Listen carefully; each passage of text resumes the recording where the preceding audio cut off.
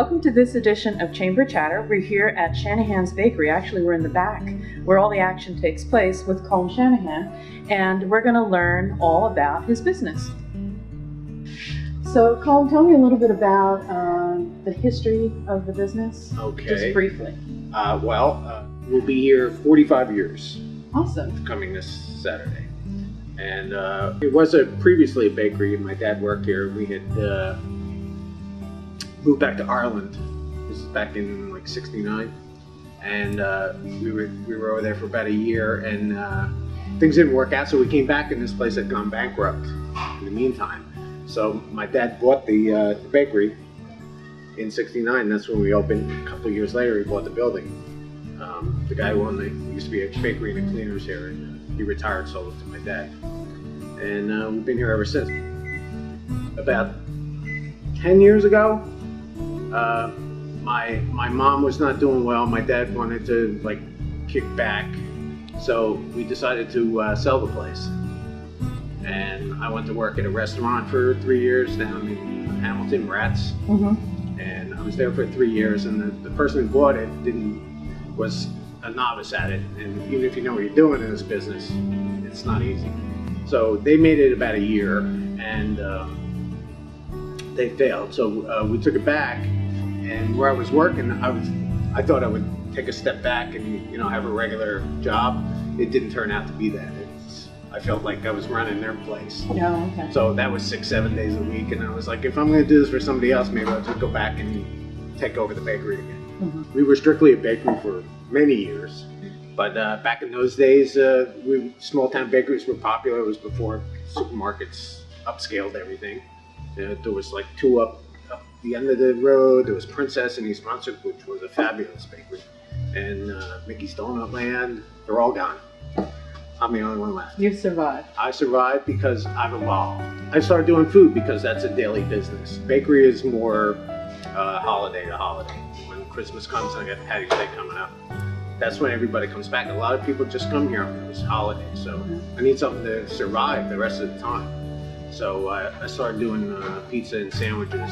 My name is Bruce Pearl. I'm from Neptune, New Jersey. I travel past Shanahan's to go to school here in North Brunswick. And I love it here because the baked goods are delicious, and it's an Irish bakery with authentic Italian pizza. Go figure. And I love the contradiction, and I love the pizza. Well, and I love coming here for lunch or dinner, your pizzas, sometimes I get quiche, and also I love your Moroccan chicken stew. I mean, that is fantastic. Thank you. It soups do very well. Even in the summer, we sell, some days it's like soup all day when it's 100 degrees out. That's amazing. Bizarre, but people love soup. So today you're going to make some pizza for us. I'm going to make a pizza. I sheeted it out. The reason I can get my pizza exactly thin and paper thin, as you can see, is because I do cheat a little bit. In most pizza places, you'll go in to see it, and they toss it up in there, like that. Right. You can practically see through it. But I have a sheeter for dough for the bakery products. But that's what I use for the pizza. That way it's all even and as thin as I want to get it. And do you make the dough? Yeah, of course. And it's traditional pizza dough? Yes. Well, do you have a twist on it? I make everything from sours. Okay. So there's different ways you can make sours. Some people use a Polish or a Vigo or old dough method, which is what I do. I take whatever scraps, like I'll trim this down, and I save all the scraps, and then in the morning I put a portion of that into the new dough. So the dough has sit all day, wasn't knocked down, so if you don't keep knocking it back, the dough will sour. Oh, okay. So that adds flavor to it. Absolutely.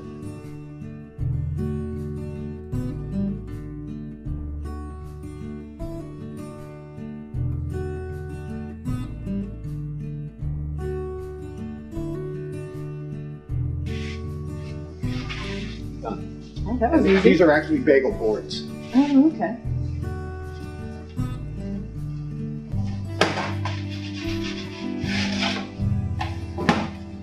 That oven is cranked up all the way. It's probably about close to 700 degrees. Wow. So that pizza will be done in It's actually 6 minutes. So talk about some of the different varieties of pizza that you do. Okay. One of the most popular I do is I also use whole wheat dough, and I make a whole wheat Asiago, which is roasted every morning. We roast eggplant and zucchini, roasted peppers, which we use a lot on sandwiches. We roast a lot of stuff here, and that's on the whole wheat dough. And I also use Asiago cheese on it, which is a little sharper. Some people get it with the mozzarella. It's a little sharp for people. And we do an Irish pizza, which is pesto, ricotta, and orange peppers. Color of the flag. The margarita pizza is the color of the Italian flag. Mm-hmm. So I came up with an Irish one. When I started doing pizza, I started going to New York and going to all the popular pizza places. And I started out, I wanted to do buffalo mozzarella, but that really wasn't too popular. Mm-hmm. So I went back to more traditional stuff. But, I'm always reading magazines and, I get ideas from everywhere. My name's Olivia Waller.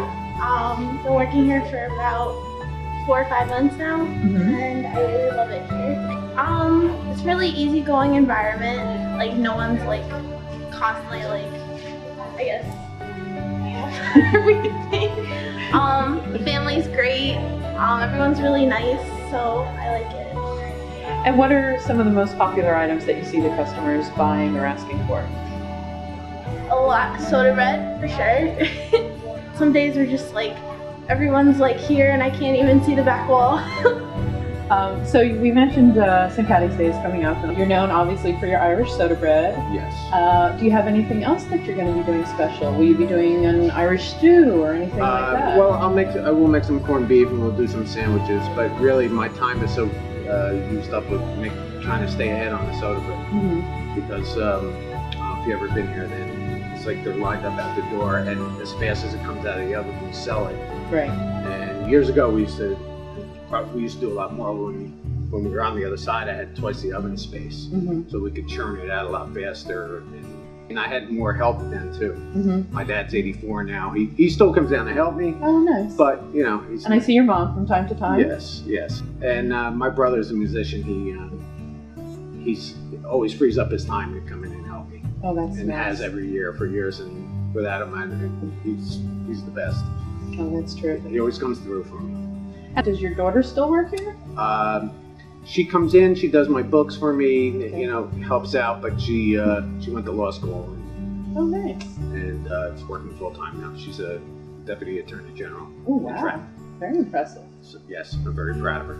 Oh, very nice. And still comes to help me. And she'll that's probably nice. take Patty's Day as like a Monday this year. Yes. So she'll be here. So how many loaves will you make typically in those, I guess, those few days surrounding the holiday? It's always a guesstimate. So it's usually like, I think the last couple of years I was averaging about 4,000 or 5,000. 1,000? Yeah. Oh, wow. Yeah. That's a lot of baking. Yeah. But we used to do a lot more than that years Wow. ago. That's why I like what I do, because the seasons change and I start making something else. Right. If you work in a big shop, you're like either a benchman, you work the oven or something. That's all you do, and you make the same thing all the time. When you work in a small place, it's like I go season to season. You make something different, or if I see something, corporate places they can't change. I got to stick to the formula. Here, it's like if I went somewhere in Princeton yesterday and I saw something I liked, it's like I'll go out and buy the ingredients and try and make it myself, and it's out there tomorrow. Right.